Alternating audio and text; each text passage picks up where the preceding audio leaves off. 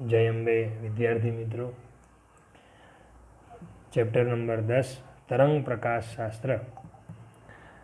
आजनो आपणो टॉपिक आ चैप्टरनो खूब ज अगत्यनो, जे घणीवार 4 मार्क्स में बी पूछी सके अने 2 मार्क्स में पण पूछी सके। टॉपिक आपणो एवो छे के सहायक अने विनाशक व्यतिकरणनी शरतो। लास्ट लेक्चर में आपणे चर्चा करेली विनाशक अने सहायक व्यतिकरण क्यारे रचाय, तो ज्यारे बंने तरंगोना श्रृंग अथवा बंने तरंगोना गर्त संपात थाय त्यारे सहायक व्यतिकरण रचाशे अने बंने तरंगोना एक श्रृंग अने बीजो गर्त संपात थाय त्यारे विनाशक व्यतिकरण रचाय। तो आजे आपणे सहायक अने विनाशक व्यतिकरणनी शरतनो मेळवीशुं। पहेलुं आपणे जोईए सहायक व्यतिकरण। चालो, शुं छे सहायक व्यतिकरण? तो एनी शरत कई रीते आपणे समजीशुं। एना माटे हूँ पहला 2 प्रकाश उद्गम S1 अने S2 लई लऊं। मानो कि आ बंनेमांथी प्रकाश तरंगो बहार आवे छे। S1 अने S2 मांथी निकळता प्रकाश तरंगो माध्यममां धीरे धीरे प्रसरण पामशे अने कोई एक बिंदु एनी आसपासनुं हूँ लई लઉં છું Q, ज्यां बंनेना तरंगो संपात थशे एटले अहींया व्यतिकरण रचाशे। तो ए व्यतिकरण केवा प्रकारनुं हशे तेने आपणे हवे समजीए। तो एक S1 मांथी निकळतो प्रकाश तरंग अने एक S2 मांथी निकळतो प्रकाश तरंग मैं किरण तरीके दर्शाव्यो, पण આપણે तरंग प्रकाश शास्त्र भणीए छीए तो આપણે એને तरंग तरीके रजू करीए। एवी रीते बीजो एक प्रकाश तरंग हूँ અહીંથી આપાત કરું છું।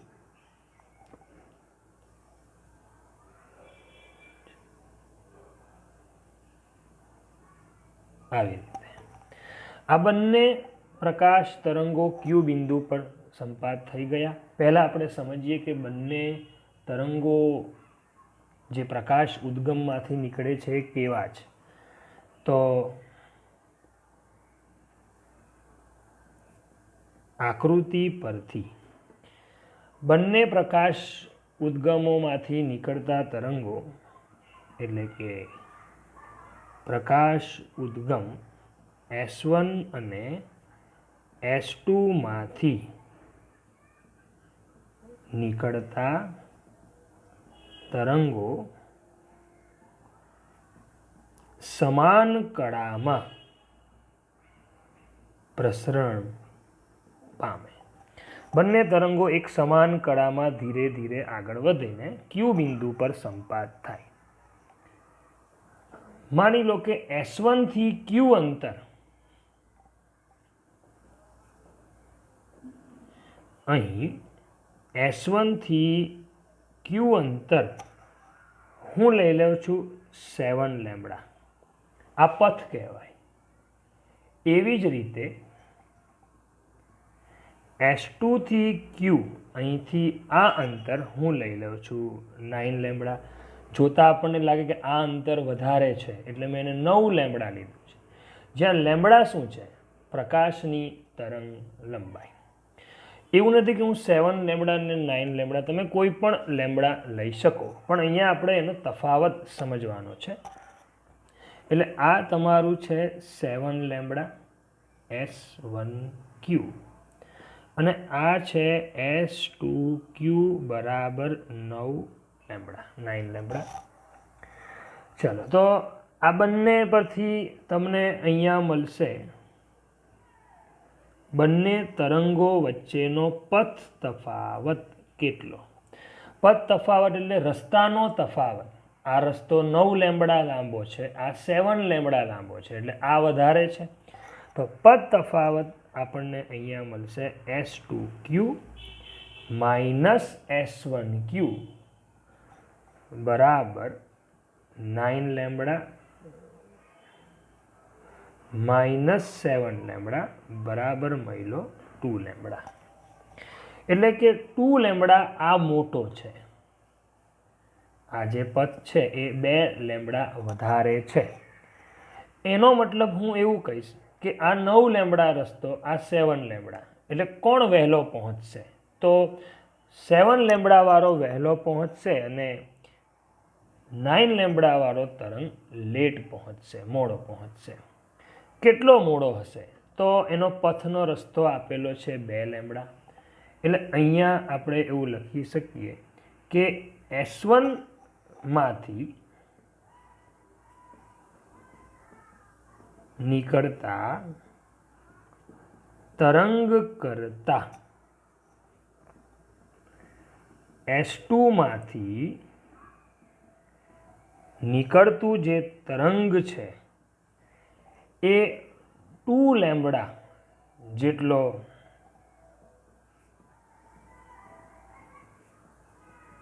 પાછળ છે. 2 લેમ્બડા જેટલો પાછળ એટલે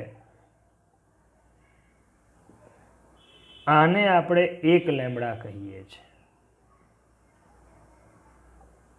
આ બી 1 લેમ્બડા.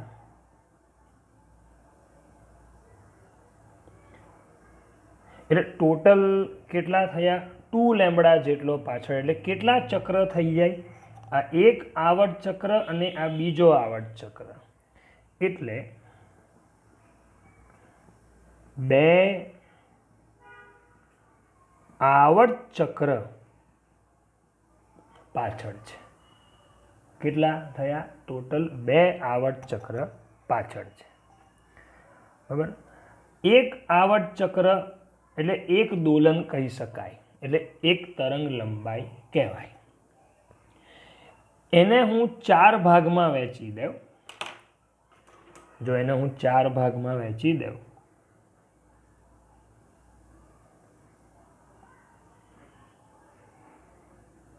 કંઈક આ રીતે,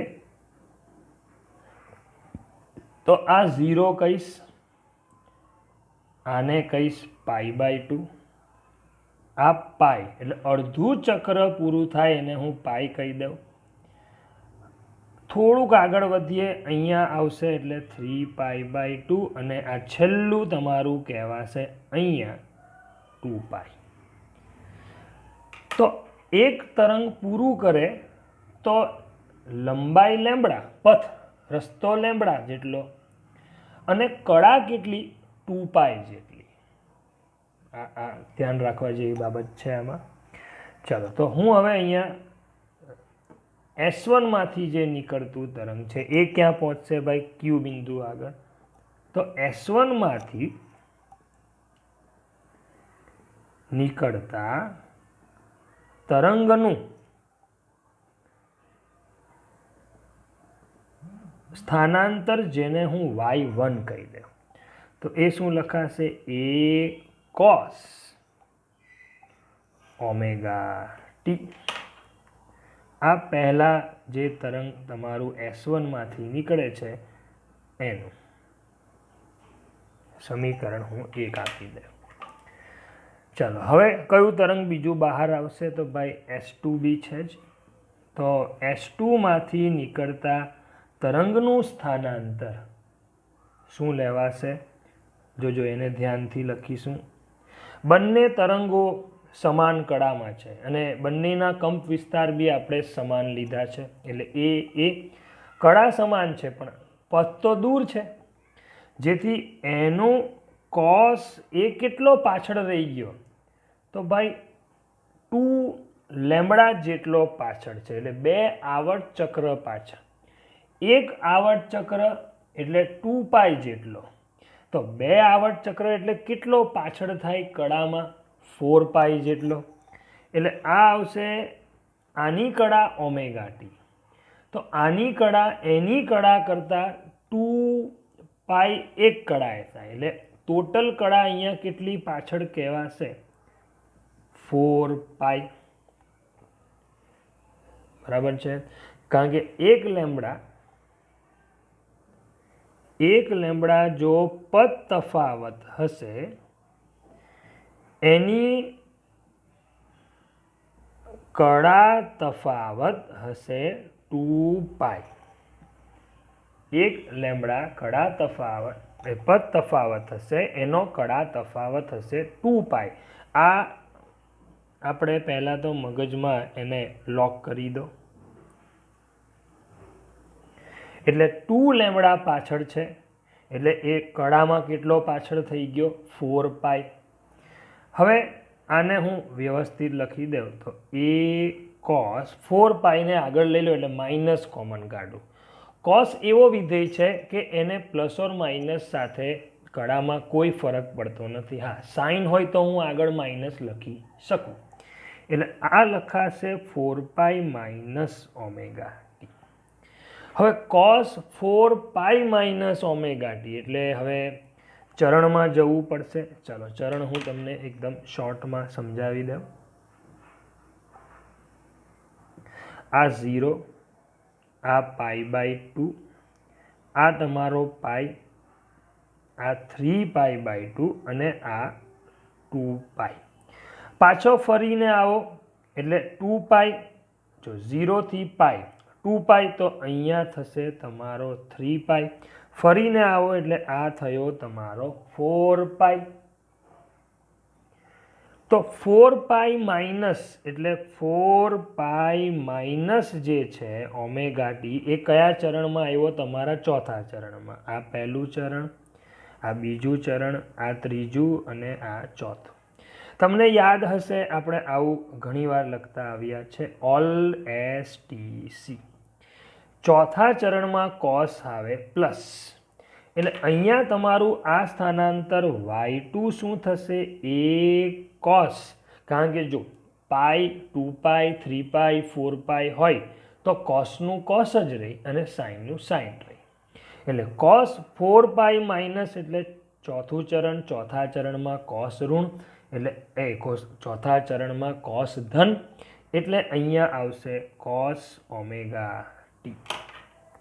તો આ બીજું સ્થાનાંતર તમને કંઈક આવું મળશે. આને સમીકરણ 2 આપી દો. તમે જોઈ શકો તે મુજબ બંને કળામાં હવે કેવા થઈ ગયા? એકબીજાની સાથે. એટલે અહીં બંને તરંગો કળામાં કેવા થઈ ગયા? સમાન. એનો મતલબ તમને થોડો ઘણો તો આઈડિયા આવી જ જાય કે હવે બંને સમાન કળામાં હોય એટલે એકના શૃંગ પર બીજાનો શૃંગ જ સંપાત થતો હશે. તો હવે આપણે શોધવાનું છે કયા બિંદુ આગળ?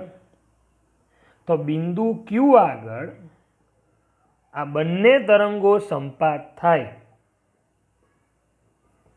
બંને તરંગો સંપાત થતા સંપાતપણાના સિદ્ધાંત પ્રમાણે જે તમને પરિણામી તરંગ મળશે એ પરિણામી તરંગનું સ્થાનાંતર શું આવશે? તો ભાઈ y બરાબર બંનેનો સરવાળો એટલે કે y1 પ્લસ y2 શું લખાશે? a cos ઓમેગા ટી અને ફરીથી a cos ઓમેગા ટી એટલે ટોટલ થયા તમારા 2a cos ઓમેગા ટી. આ તમારું આવી ગયું પરિણામી સ્થાનાંતર. કોનું? પરિણામી તરંગનું, જે Q બિંદુ પર સંપાત થયું. હવે આમાં તમે જોઈ શકો આને કહેવાશે તમારો કંપ વિસ્તાર. તો કંપ વિસ્તાર તમારો કેવો આવે છે ભાઈ? બમણો. ડબલ આવ્યો. ડબલ આવશે એટલે તમને આઈડિયા અડધી તો આવી જ ગઈ. અહીંયા જે લાસ્ટ લેક્ચરમાં આપણે ચર્ચા કરેલી કે અહીંયા કંપ વિસ્તાર બમણો, જેથી તીવ્રતા કંપ વિસ્તારના વર્ગના સમપ્રમાણમાં છે. જેથી અહીંયા તમારી તીવ્રતા I એ આવી મેક્સિમમ એટલે કે મહત્તમ. તો શું રચાશે ક્યુ બિંદુ આગળ? તો ભાઈ ક્યુ બિંદુ આગળ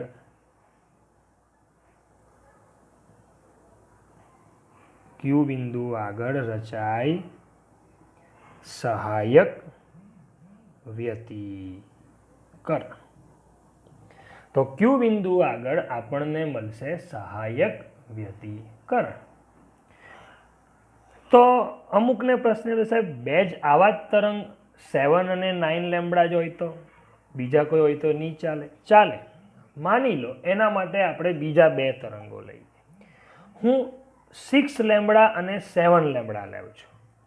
હું લઉં છું અહીંયા 6 લેમ્બડા અને અહીંયા લઉં છું 7 લેમ્બડા. તો હવે કડા તફાવત તમારો કેટલો થશે? Only lambda. કડા તફાવત લેમ્બડા થશે એટલે હવે બંને કોણ કેટલું આગળ? તો S1 માંથી નીકળતા તરંગ કરતાં S2 માંથી નીકળતું તરંગ એ ઓનલી લેમ્બડા જેટલું પાછળ હશે. ઓનલી લેમ્બડા જેટલું એટલે એક આવર્ત ચક્ર પાછળ. એક આવર્ત ચક્ર એટલે 1 લેમ્બડા એટલે કડા તફાવત 2π. તો અહીંયા આવશે તમારો 4π ની જગ્યાએ 2π. 2π માઇનસ એટલે ફરી પાછું ચોથું ચરણ કોસ પાછો કેવો આવ્યો? ધન. એટલે y2 તમારું આવ્યું a cos ઓમેગા t. બરાબર છે. ચાલો, તો એ મુજબ જો આપણે અહીંયા આગળ વધીએ તો આપણને એટલું માલુમ પડે છે કે બંનેનો કડા તફાવત લેમ્બડાના પૂર્ણાંક જેટલો હોવો જોઈએ. કોના જેટલો? લેમ્બડાના પૂર્ણાંક જેટલો. તો સહાયક વ્યતિકરણ રચાય. સહાયક વ્યતિકરણ રચાય તે માટે જે પદ તફાવત છે, પદ તફાવત, એ પદ તફાવતનું હું સામાન્ય સૂત્ર શું લખી શકું કે ભાઈ S2Q minus S1Q. S2Q minus S1Q એ શું આવવું જોઈએ? 1 લેમ્બડા ચાલે, 2 લેમ્બડા ચાલે, 3 લેમ્બડા ચાલે, 4 લેમ્બડા એટલે ઇન શોર્ટ n લેમ્બડા સુધી ચાલે. પણ n શું? તો જ્યાં n બરાબર મારે લેવું પડશે 1, 2, 3. અમુક એ સાહેબ 0 લેવતો તો બી ચાલે. એટલે કે મારે પૂર્ણાંક સંખ્યા લેવાની. બરાબર. એટલે આ તમારું આવ્યું પદ તફાવતનું સામાન્ય સૂત્ર. હવે અમુક એ સાહેબ કડા તફાવતમાં શું આવશે? ચાલો, કડા તફાવતનું બી અહીંયા લખી દઉં છું. તો 1 લેમ્બડા એટલે 2π. 1 લેમ્બડા પદ તફાવત એટલે કડા તફાવત કેટલી થાય? 2 લેમ્બડા. આ રીતે. તો n લેમ્બડા હોય તો કેટલી થાય? તો ભાઈ કડા તફાવતનું સૂત્ર તમે શું લખી શકો? 1 લેમ્બડા એટલે 2π. n વખત હોય તો 2πn થશે. આ તમારું કડા તફાવતનું સામાન્ય સૂત્ર. જો ધ્યાન આપજો, કડા તફાવત અને પદ તફાવત. પથ એટલે રસ્તાનો તફાવત અને કડા એટલે જે દોલન કરતી હોય એનો તફાવત. બરાબર છે. આ બંને શરત સહાયક વ્યતિકરણ માટે લાગુ પડે. તો એની વ્યાખ્યા એટલે કે એના માટે વિધાન શું બનાવી શકીએ કે જો કોઈ બિંદુ આગળ સંપાત થતા તરંગોનો પદ તફાવત, પથ એટલે રસ્તાનો પદ તફાવત n લેમ્બડા અથવા જો કડા તફાવત, હવે કડા તફાવત કેટલી લેશું આપણે, અને કડા તફાવત 2πn હોય તો ત્યાં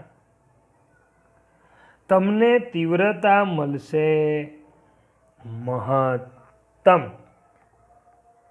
જેને આપણે કહેવાશે સહાયક વ્યતિકરણ. જો આ એક સમજાઈ જાય એટલે આપણને વિનાશક વ્યતિકરણ તો એમ જ સમજાઈ જશે. આમાં એટલું ખબર પડી કે લેમડા છે એટલે એકના શૃંગ પર એક શૃંગ અને એકના ગર્ત પર એક ગર્ત સંપાત થતો હશે. હવે આપણે વાત કરીએ વિનાશક વ્યતિકરણ. તો વિનાશક વ્યતિકરણ તમને ક્યારે રચાશે? ચાલો એ બી જોઈએ લઈએ આની સાથે સાથે. વિનાશક વ્યતિકરણ એની શરત આપણે જોવાની છે.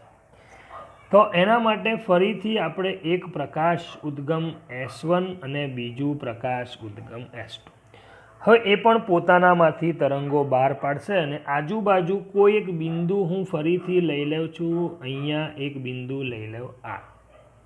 ચાલો તો S1 માંથી નીકળતું તરંગ સીધું આપણે જવા દઈએ આવી રીતે, અને S2 માંથી નીકળતું તરંગ હું લઈ લઉં છું. બરાબર. તરંગ તરીકે જો આપણે રજૂ કરવો હોય તો આપણે એને કંઈક આ રીતે રજૂ કરીએ. તરંગ સ્વભાવ આ રીતે તરંગો અહીંયા સંપાત થશે. ચાલો તો હવે આપણે અહીંયા શું કહેશું? અહીંયા પહેલાં આપણે લઈ લઈએ પદ તફાવત. આ જે S1R છે, R બિંદુ આગળ સંપાત થાય છે, તો S1R હવે હું લઉં છું 9.75 લેમ્બડા. જો હવે હું થોડોક અપૂર્ણાંક આંકડો લઉં છું. અને S2R હું લઈ લઉં છું 7.25 લેમ્બડા. ચલો કયો બિંદુ છે? R બિંદુ છે. તો હવે પદ તફાવત કેટલો થશે? ચાલો હવે બંને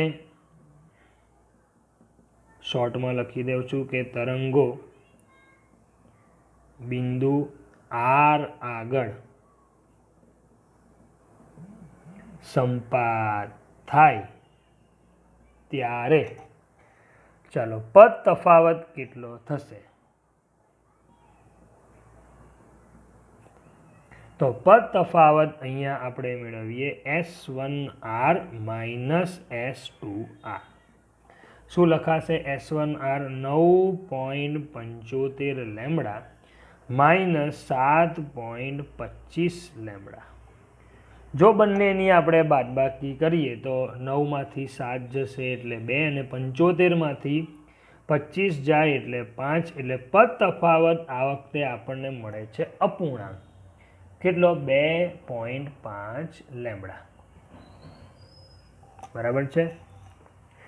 ચાલો તો હવે તમે શું કહી શકો? કોણ આગળ કોણ પાછળ? તો આ વખતે મેં આ રસ્તો નાનો લીધો છે અને આ રસ્તો મોટો લીધો છે, એટલે તમને જોતા ખબર પડી જાય આ જલ્દી પહોંચશે, આ થોડોક લેટ પહોંચશે. લેટ તો કેટલો મોડો પહોંચશે? તો આપણે એવું લખી શકીએ કે S1 માંથી નીકળતું જે તરંગ છે, બરાબર, S1 માંથી નીકળતું જે તરંગ છે એના કરતાં S2 તરંગ આ વખતે વહેલો છે. તો S1 માંથી નીકળતા તરંગ કરતા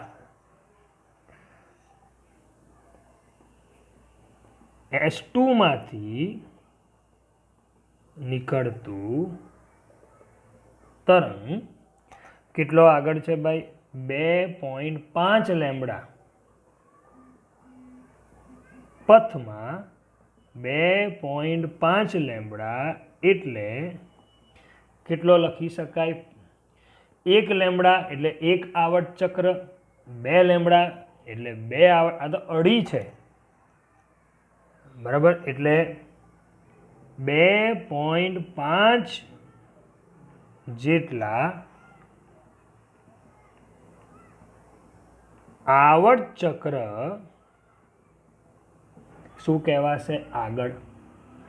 S1 માંથી નીકળતા તરંગ કરતાં S2 માંથી નીકળતું તરંગ પથમાં 2.5 લેમ્બડા એટલે 2.5 જેટલા આવર્ત ચક્ર આ આગળ ચાલે છે, આ પાછળ ચાલે છે. ચલો સેમ પેલાની જેમ. ચલો S1 માંથી નીકળતું તરંગ,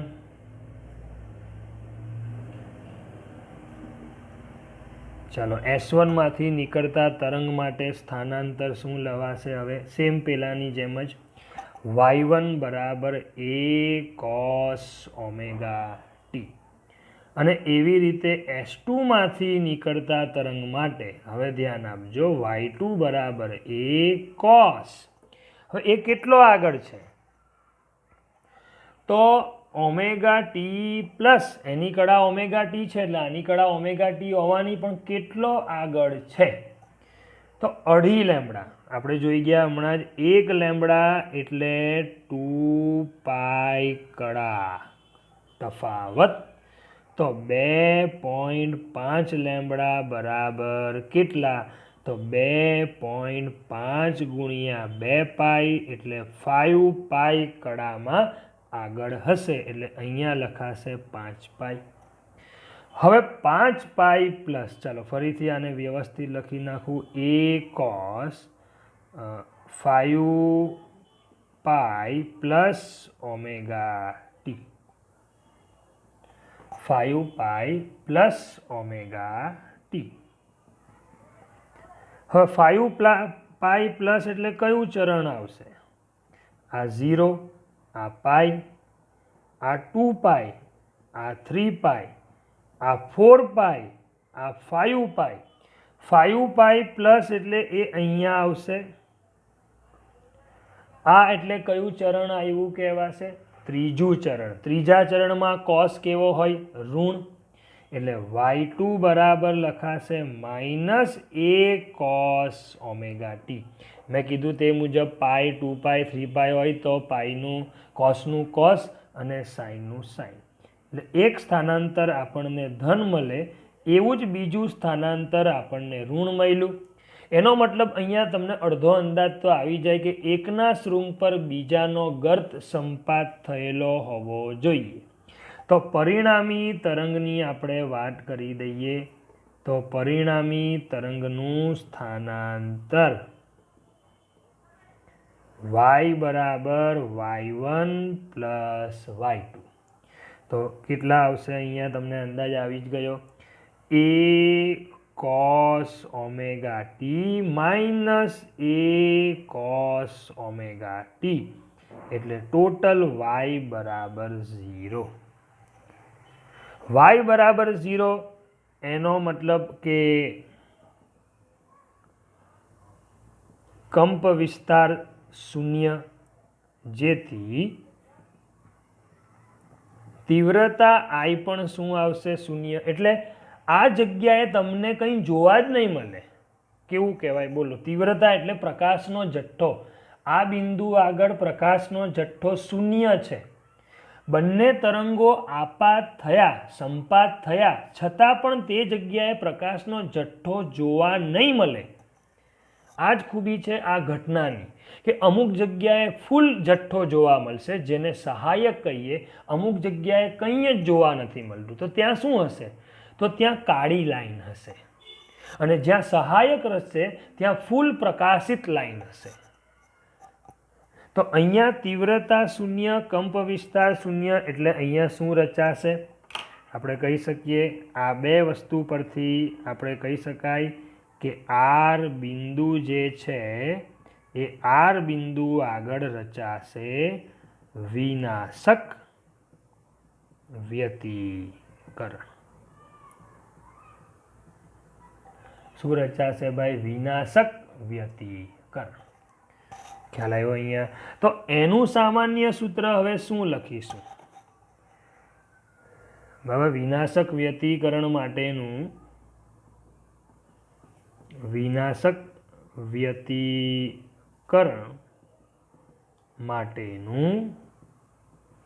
સામાન્ય સૂત્ર.